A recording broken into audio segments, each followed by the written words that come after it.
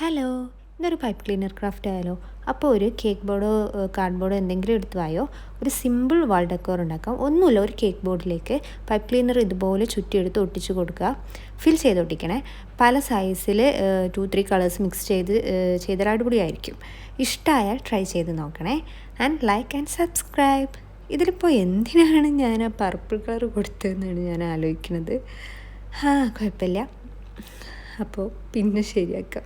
അപ്പോൾ നിങ്ങൾ ചെയ്യുമ്പോൾ നല്ല കോമ്പിനേഷൻ കളേഴ്സൊക്കെ യൂസ് ചെയ്ത് ചെയ്യാൻ നോക്കുക.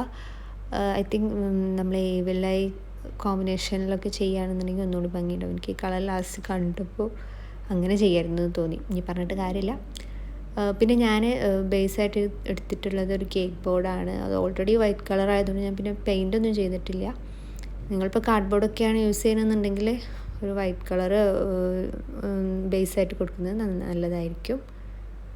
അപ്പോൾ ഒന്ന് ട്രൈ ചെയ്ത് നോക്കൂ കേട്ടോ. സിമ്പിളാണ്. കുറച്ചിങ്ങനെ ചുറ്റി എടുക്കണം എന്നുള്ളൊരു ഇതേ ഉള്ളൂ. പക്ഷേ ഫൈനൽ ലുക്ക് ഈസ് അടിപൊളി.